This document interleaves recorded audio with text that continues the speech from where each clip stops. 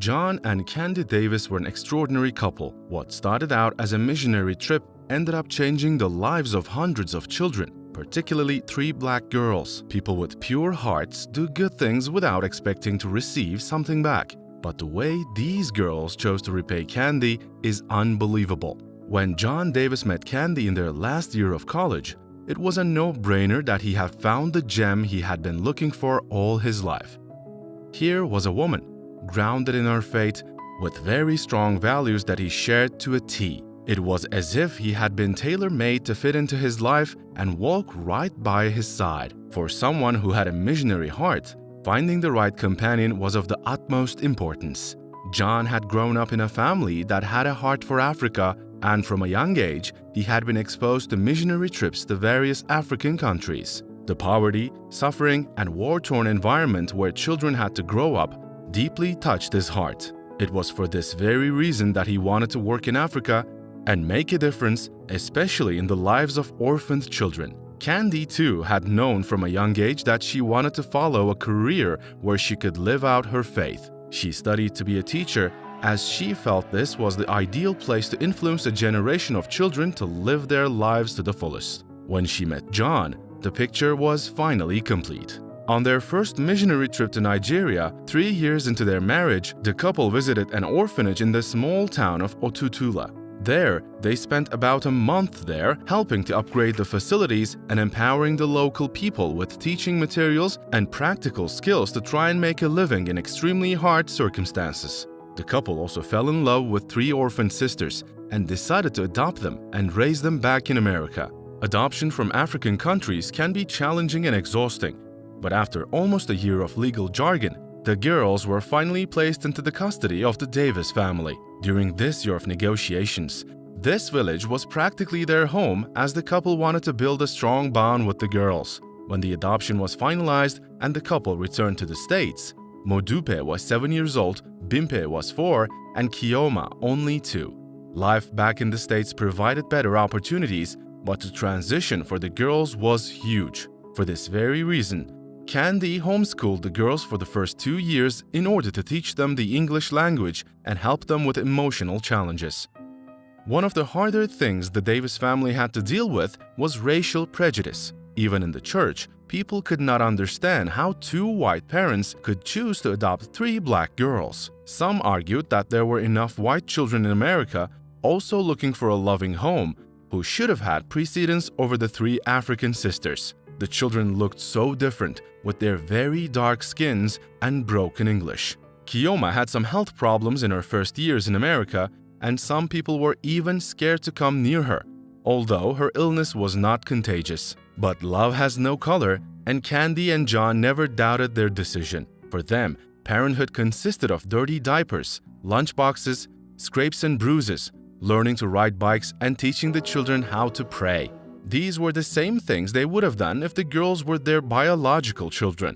Candy and John were steadfast in their convictions, and they truly loved these girls. After all, they were not planning to adopt any children from Africa when they first went there. Their choice had been an act of obedience. They believed that there was a higher, divine plan, purpose and destiny for these girls. Although they did not know what it was yet, by faith, they would prepare the 3 sisters for whatever future was waiting for them. Almost 2 years after the adoption of Modupe, Bimpe, and Kioma, John and Candy had a little girl of their own whom they called a baby. It was a Nigerian name that meant, "We asked for a girl." Instead of receiving only 1 daughter, they now had 4 beautiful sisters to raise. In the years that followed, the girls developed into 4 extraordinary human beings. They worked hard in school and excelled in many fields. The 3 adopted sisters had beautiful voices and sang harmoniously together. They became quite known in the church for their inspiring and soulful gospel songs. A baby wasn't a singer, but she was a dancer. From the moment she could stand upright, she was dancing to the music her older sisters made.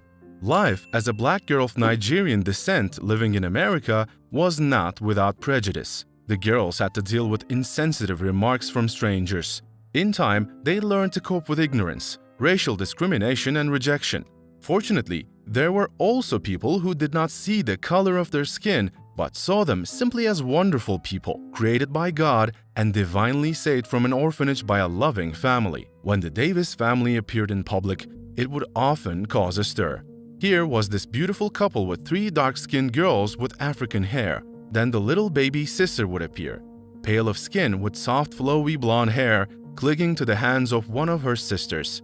The bond and love between this diverse family were tangible and acted as a shield against the blatant prejudice they had to face. As the girls grew older, the Davis family continued to do missionary work. At least once a year, they would visit the orphanage in Otutula in Nigeria.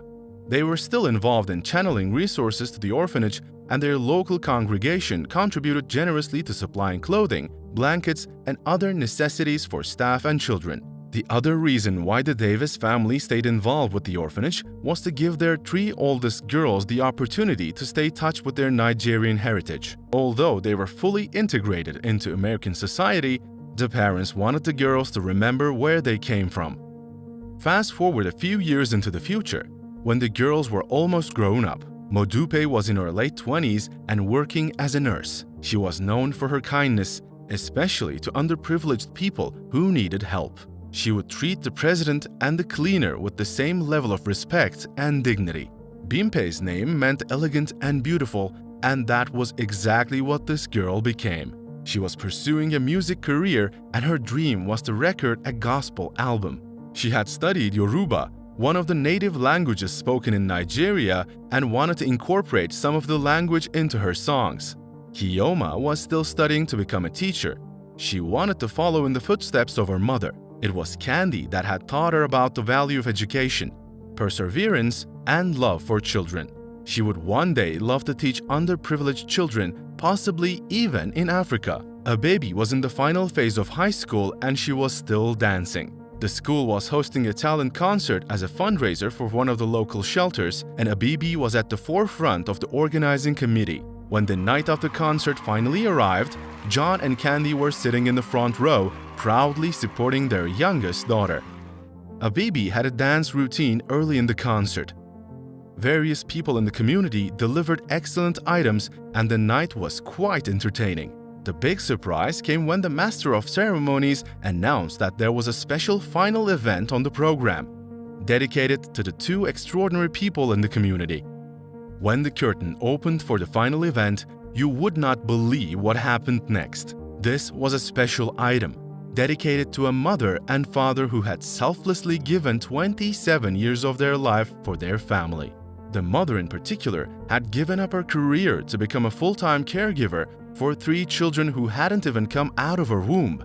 To everybody's surprise, Modupe, Bimpe, and Kiyoma Davis appeared on stage. The audience was brought to tears when the 3 girls sang an original song dedicated to Candy.